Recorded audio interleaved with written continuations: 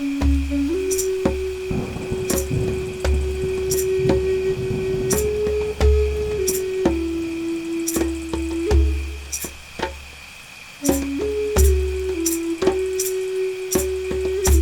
is Brandon Tilt, and you're tuned into Feather of Light.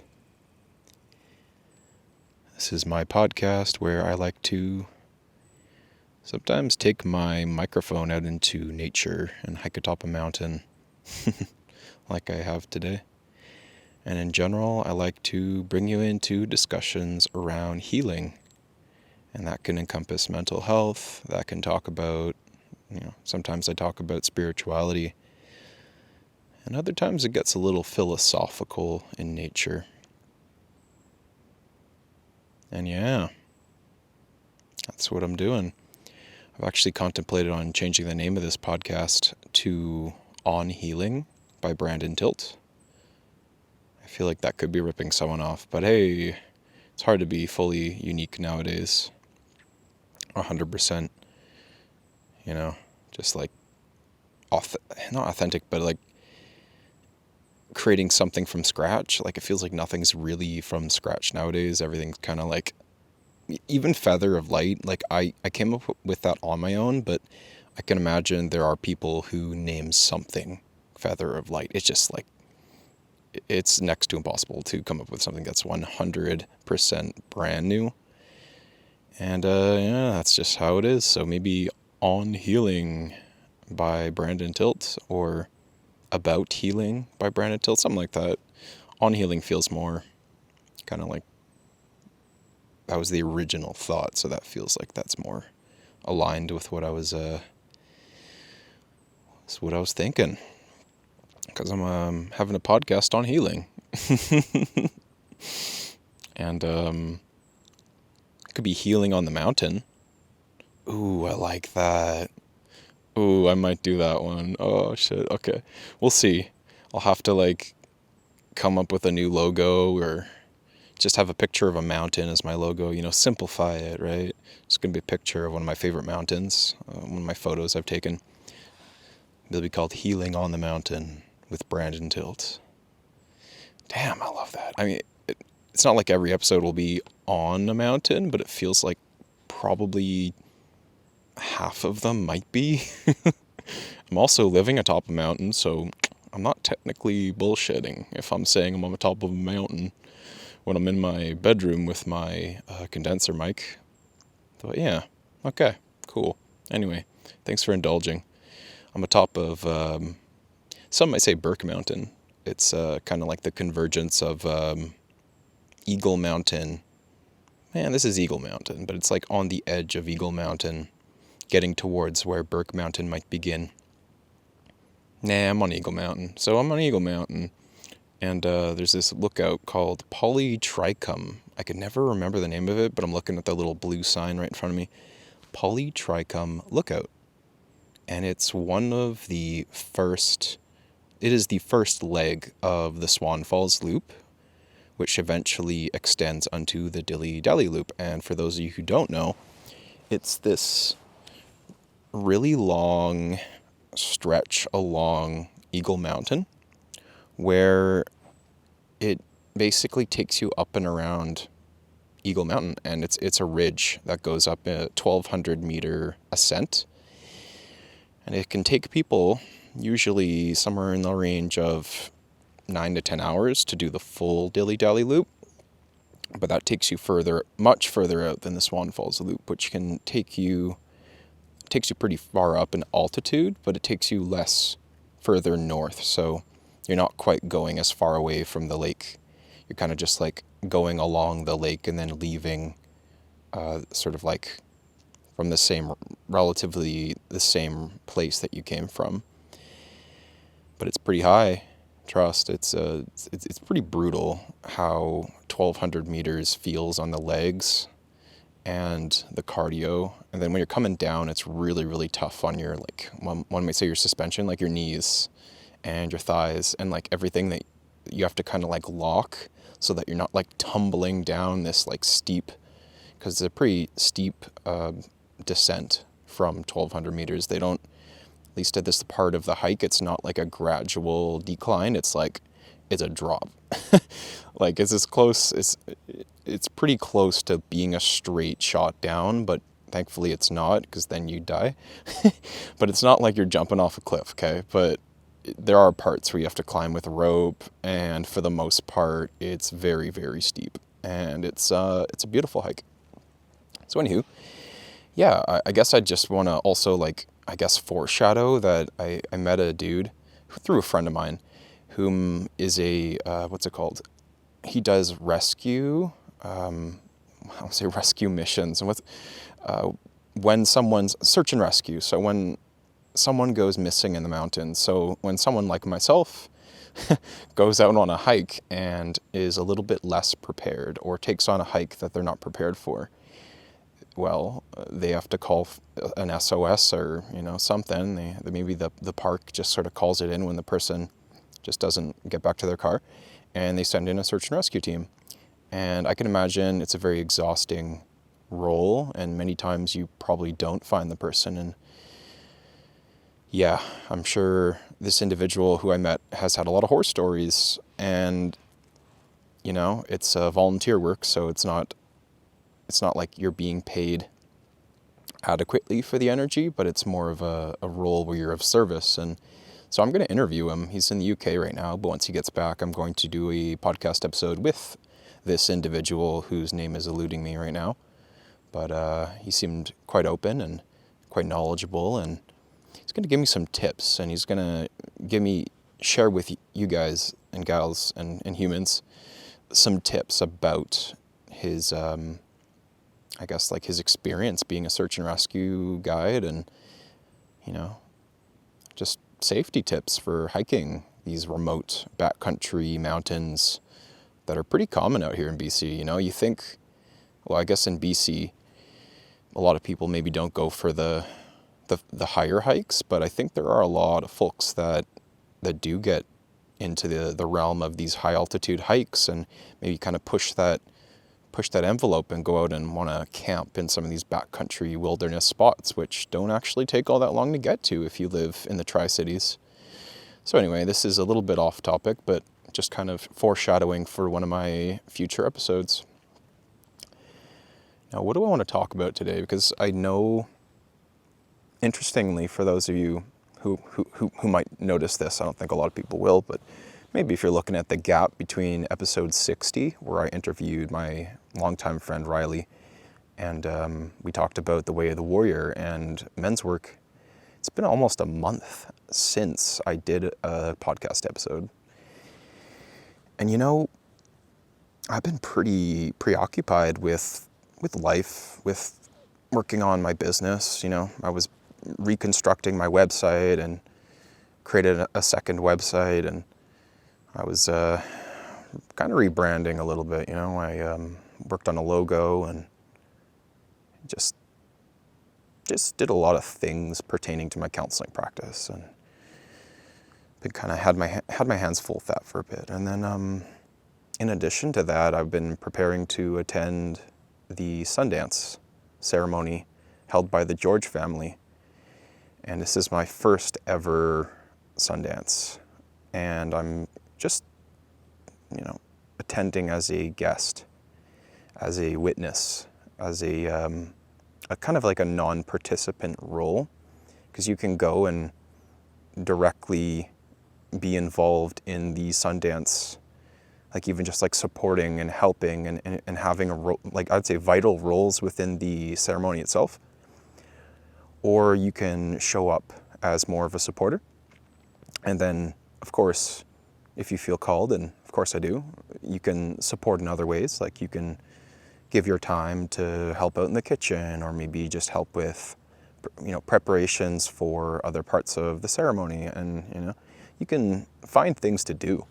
But if you commit yourself to being a helper, you're there kind of on call, I would say. Like you're there signed up, and there's probably an 8 to 12 hour commitment per day, and it's 4 days. So, you're there with a lot of responsibility, right, to be of service in the community. And I don't know if I'm ready for that kind of role, and I'm going to have to really feel things out, right? Like my idea, and this was suggested to me by my friend who Sundanced at a different Sundance, but he said that I could just go and just learn and just witness and get a feel for it. And then once I have an understanding of what the roles are next year, I can commit more, and then maybe at some point make the pledge to Sundance, which is a big deal. I'm watching all these mosquitoes just like trying to get to me and failing, and it's great. Just kind of watching how many of them are kind of swarming around me and trying to get a good bite in. And it's not happening, buds. It is not happening. Mosquitoes, you suck. I'm probably gonna get a bug spray and like spray the outer netting too, so that'll be a nice little secondary layer. But yeah, preparing for the Sundance, you know, I've been dedicating a lot of energy just to feeling into, I suppose, like being ready energetically, like being ready emotionally and spiritually, just to be at this, to be in attendance of this really powerful, sacred ceremony that, I almost feel has intimidated me for the last few years. Admittedly, being someone who has a half English ancestry and has healed a lot of shame and continues to heal shame, particularly around being of a colonizer and settler ancestry, right? Like having that bloodline where at some point in my lineage, it's very possible that my ancestors, well, you know, they did what their government told them to do. And do I know if they directly abused and harmed Indigenous people in my history? I don't, but I think it's likely that every person who has a certain European lineage, at least maybe English descent, there's either a direct role or an indirect role that supported the colonization of Indigenous populations. And I'm not going to deny that, right? I'm not going to sit here and do this mental dance where I'm like, oh, I don't really know. Oh, should I feel guilty about this? It's like, no, it's not about guilt. It's about ownership. It's about being responsible and acknowledging that these things happened, and that, you know, like I and others who have a settler lineage have a responsibility, right? We as allies, we can't be dismissive of what's happened. And even if we don't have the certainty of knowing whether our ancestors did certain actions, you know, like caused what might be like a sort of more overt harm to Indigenous communities, or something that's maybe more indirect, right? Like it still it still causes harm, but it's not the same form. Would that really make a difference? I don't know. I don't think it really matters on some level. I think we all have a similar responsibility. I think anyone who comes here realistically and wants to be in connection with this land and respect the sacrifices and the harm that's been done to Indigenous communities and live on this land we call Canada, I think we all ought to do our part, whether you're a settler from 100, 200 years ago, whether you're an immigrant who's recently come here and is still learning about the Indigenous populations. I think anyone who comes here absolutely should respect the hardships that the Indigenous people have gone through historically and continue to go through. And that's kind of like, I would say, the first layer of understanding that would be necessary if someone wants to develop a relationship with these communities and maybe move on to attending Sundance. So that's kind of why I speak to this, is I feel like I've been talking about Sundance here and there. And people are like, what's that? Is that like the film festival? I'm like, no, it's the Indigenous ceremony. And, sometimes that's the end of the conversation and there's no more curiosity around it. But I think if people are curious, and I encourage them to be curious, I believe they need to do the inner work that's required to show up and have reverence for what Sundance represents, right? It isn't just a gathering, whereas it is, obviously, it's a very big gathering, but in addition to being a gathering of these different Indigenous communities, it's a symbol, right? It's a symbol of overcoming. It's a symbol of resilience. It's a symbol of Indigenous strength and Indigenous leadership. And I feel like we as settlers, and maybe those whom are new to this country and want to respect these Indigenous populations, it's the first thing that we can do, like it's possible for us to do, is just learn about the history of the Indigenous peoples and then just understand more about what are our own feelings that prevent us from supporting these communities and having relationships with the Indigenous communities and elders, and going to Sweat Lodge. Like, there's certainly an openness for people to attend Sweat Lodge. And I would say, well, everyone is welcome. That's the thing. Like, at almost every Sweat Lodge I've been to, aside from ones that would explicitly say that this is for this particular community and this particular family maybe, or it's for a very specific reason and they're keeping it to that intention, these Sweat Lodges are for everyone. They're open to anyone who wants to attend and wants to learn. And I'm still noticing many times I talk about Sweat Lodge, people don't seem to understand that. People don't understand that maybe there was a time where they had to keep these ceremonies secret, Sundance included, right? For sake of preserving these traditions. And when they were outlawed, it was really about survival, right? It was about survival of the traditions and the communities and these spiritual ways of living. And now we're at this point where I'd like to think there isn't the risk of these ceremonies being completely destroyed and obliterated, whereas they could be appropriated. I think that's another piece of the conversation, is there is a risk, obviously,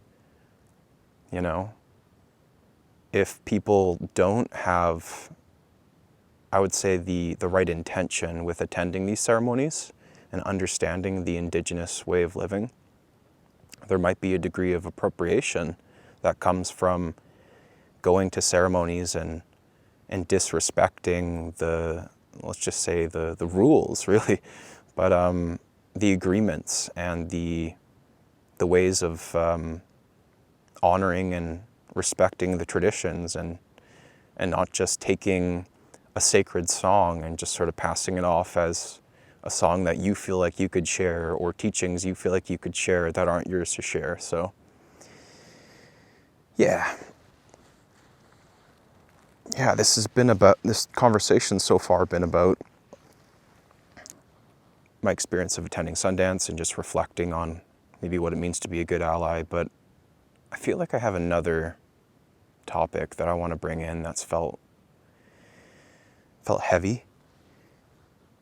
And I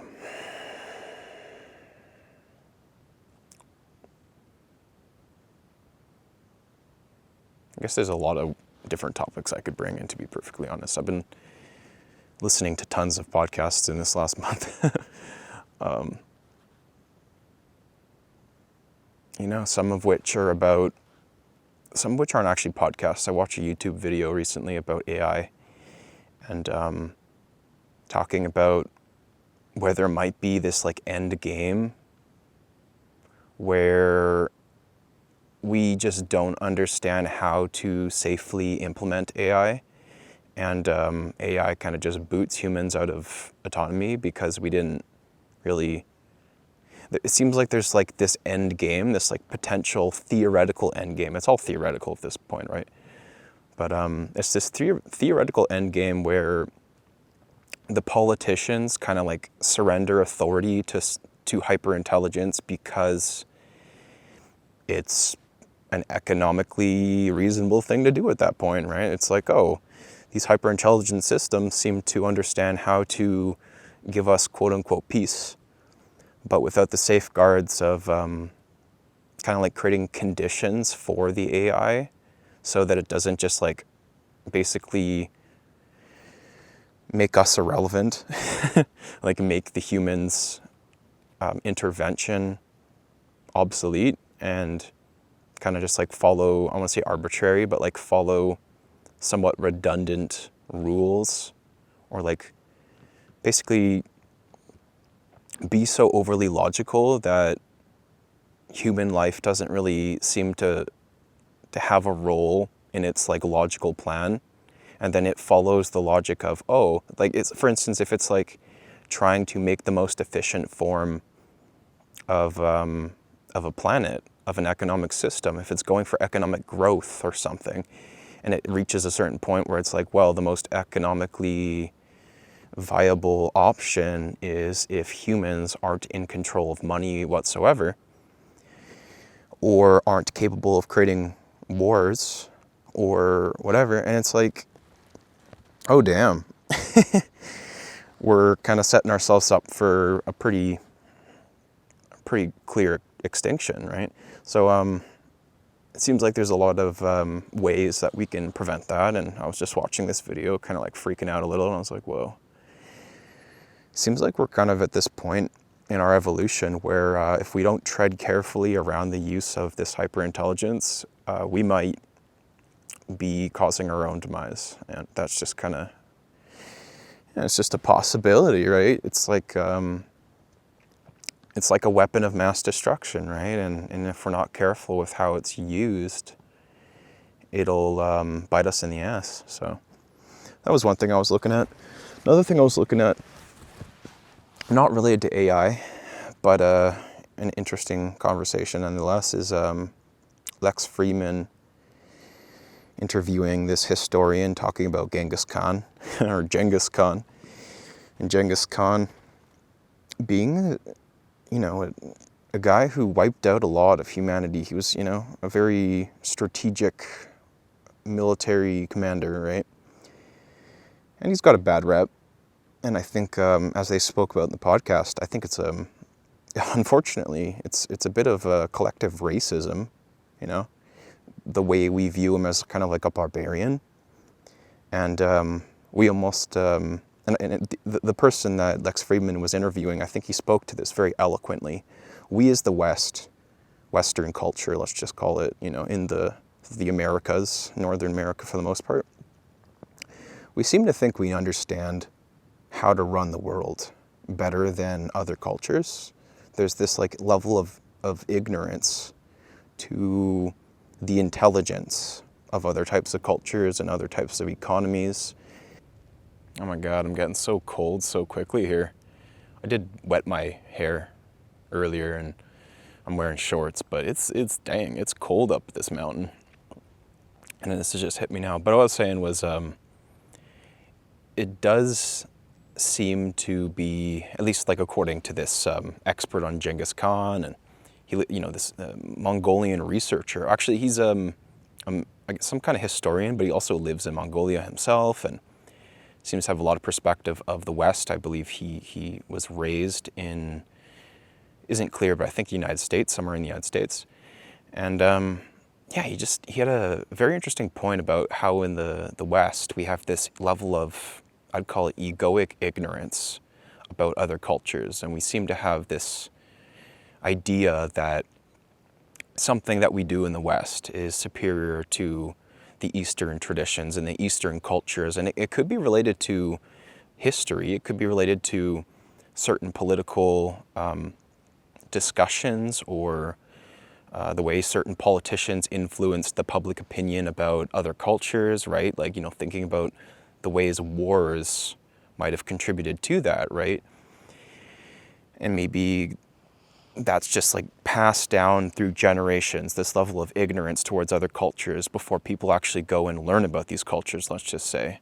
And yeah, so there's this idea that we in the West have this superiority to all these different professions, right? Let's just say finance is one, or politics is another, or these things that they being these other cultures. So in this example, Mongolia and Genghis Khan, they had very highly sophisticated understandings of building these trade relationships and highly advanced war machines, right? Like, considering the Mongol Empire ruled Russia and China, and it was so successful at conquering. And yet there is, it sounds as though, at least in the United States, there's this perception of Genghis Khan as being this barbarian who just brutalized and raped and did all these things, which, by the way, he might have done to some extent, right? In that generation, as a conqueror of all these different states, there probably was a lot of brutalities that I'm not even personally familiar with, but if you study this history, it was probably a very brutal time. But the perception of who Genghis Khan was as a leader seems like it's very biased towards seeing him as this like barbarian or brute, or someone who didn't understand how to rule an empire, and it sounds as though he ruled it very well. And anywho, I think I'm generalizing this a bit, but it makes sense that unless we live in a different country, unless we understand the psychology of the leadership or the people as a whole, and actually really live among these different cultures, right? If you live in a different part of the world and then come and bring that perspective here, oh my God, you're like a different person. It changes you entirely. But I'm sure it changes your psychology or your perspective of the global economy, and you'd have more appreciation for the different, let's just call it different styles or different flavors of how different countries maybe just function, right? Or how their values paint how their country functions. So that was an interesting podcast. They went through a lot of different stories about Genghis Khan and his upbringing and his values as a human being, and how he advocates for religious freedom, which I actually thought was very, progressive for somebody in that generation especially. But there were a lot of things that Genghis Khan did. Like, for instance, he very much believed in female leadership, right? He appointed strong female leaders. And this was at a time where that was not happening. Like, that was not something that men would do. Men in positions of authority wouldn't, for the most part. It sounds like maybe there was other cultures as well, but for the most part, that wasn't very common.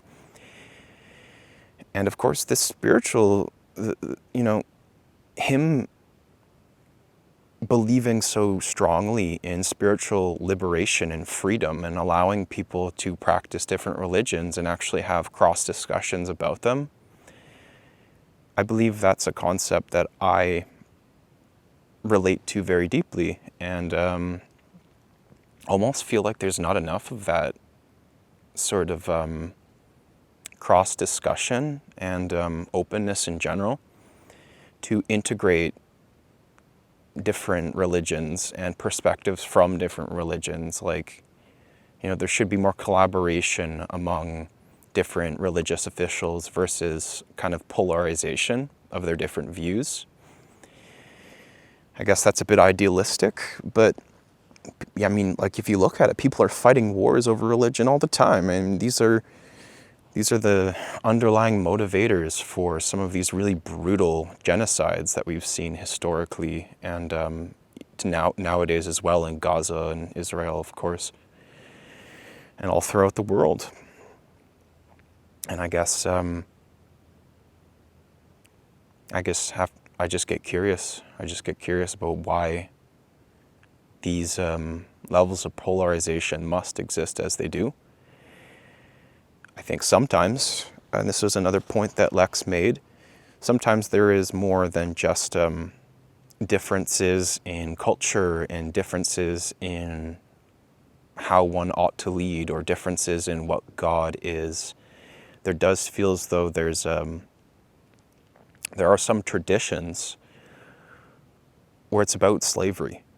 It's about certain cultures that historically enslaved other cultures, or there was some form of genocide that happened at one point in their lineage, and there's that particular culture carries forward that lineage, that bloodline. It carries forward maybe the anger, or maybe the desire for vengeance, and that exists within the bloodline, and that can contribute to some of these wars or these divisions, and they're inherited, right? Like, people in certain cultures will inherit maybe these desires for vengeance, and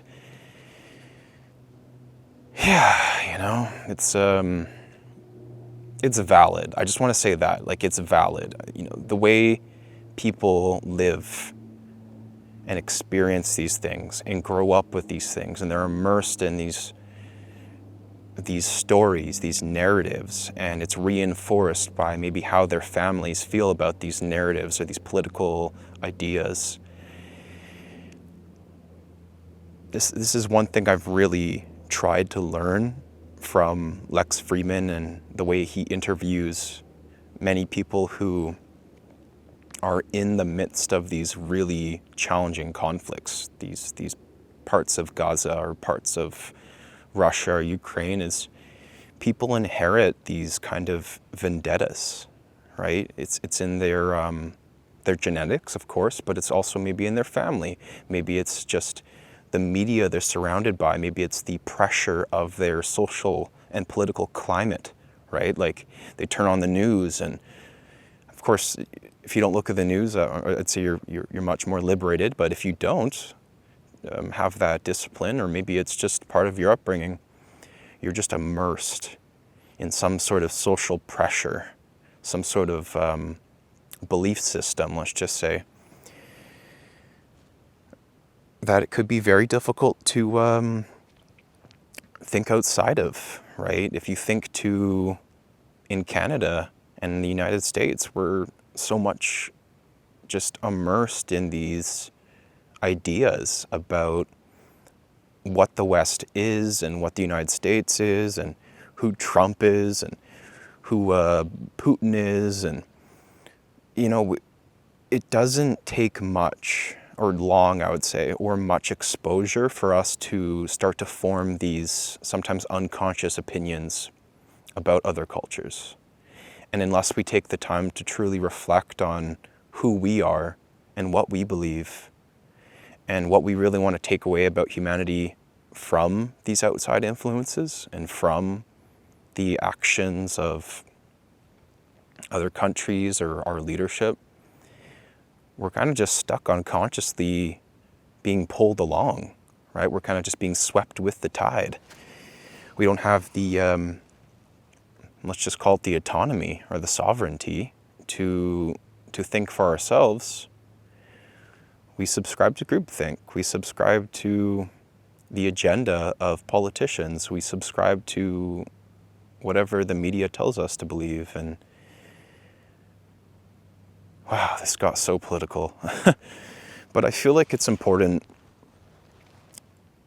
that we contextualize our internal belief system, our internal, framework, and just our internal system in general, right? Like our parts and how our internal system operates, and understanding that that is impacted by the external system that we operate under, right? It's like, I love these theories of mental health that are more systemic, because you can't just consider it's just about your brain in an isolated box in the middle of a cave, or in the middle of nowhere or space, right? It's not just about these electrodes blinking and you being completely independent from all other humans and the community that you exist within, and the world, the universe, and all the energy that's within that. We're all interconnected, right? It's impossible for us to be fully separated from the influences that we exist within. And I feel it's very possible, and I spoke to this in one of my last podcast episodes about living in Ecuador and trying to find a new community. You can do your best to separate yourself from the news and social media, and cut off your family. And I would say these things are going to give you a lot of inner peace temporarily. They're going to provide you with something that maybe you haven't had for a long time if you spent your whole life living in a toxic household, or watching the news, or becoming obsessed with politics, or whatever, right? You're probably going to need that inner peace just to start off, right? But at the end of it all, you're human, and you're a part of this world, and you're a part of this planet too. And I'd say there's no way you can fully escape that. And at the very least, if you believe in this kind of thing, of course, we're all connected. There's this kind of collective unconscious, Carl Jung would say, right? And according to the collective unconscious, we're all experiencing similar archetypes, right? We're all plugged into this thing that, according to Jung, I'm paraphrasing here, but according to Jung, we're kind of downloading our thoughts, right? We're downloading our ideas and what we imagine and where creativity comes from. We're downloading these archetypes from the collective unconscious. And the collective unconscious comes from all of humanity. It's like the tapestry of all of human existence that we're plugged into. That's informing how we think. That's informing how we behave.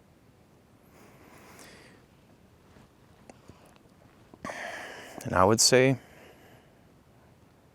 it makes sense to me that we're part of a bigger system. We're part of something bigger. Yes, the macro what's within us is something that we have more control over, at least more direct control, and we ought to liberate ourselves from the external forces that exert more influence and control over us, of course. However, to, in a way, believe that we can exclude ourselves from humanity, at least forever. Maybe you can do it temporarily, right? Become a hermit, become an ascetic, go live off in some off-grid mountain, as I desire to do one day.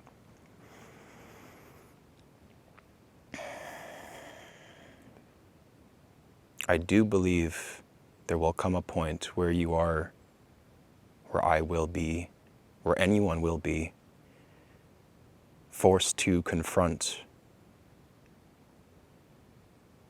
well, the nature of humanity that is within you. Maybe it comes in the form of your trauma, or maybe it comes in the form of a relationship, I don't know, but something will be mirrored back to you that reminds you that we're all connected. And I invite you, my friend, I implore you to welcome that and to be open to that and to know that it's a good thing. We're all connected, and it's a good thing.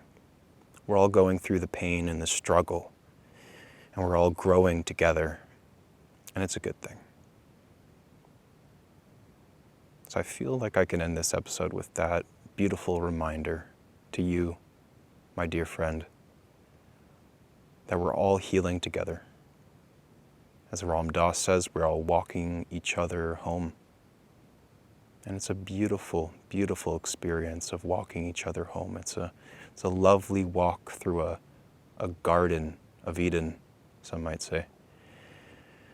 But it's also a walk through the fire. It's a walk through the coals. It's a walk through the jungle. But we get to walk together. Wow. We get to walk together. We have the blessing, the privilege, the honor of walking alongside this beautiful thing we call the human race. So I wish you a wonderful rest of your day. I'm freezing, so I'm going to get off of this mountain and start my descent back towards my home. But I appreciate you coming to this mountain with me in spirit. And I appreciate you listening and offering your presence. And I hope that you're able to take something away from my reflections today. And I hope you have a wonderful rest of your day or afternoon. Take care for now, my friend. Goodbye. Are you making space for your inner healer to blossom? Are you making space for that self, that deeper sense of self to shine through? If you'd be interested in working with me one-on-one, please reach out through featheroflightcounseling@outlook.com. Aside from that, go out to your favorite nature spot and pray for me, and I will pray for you. And a heartfelt thank you for being a friend. Take care.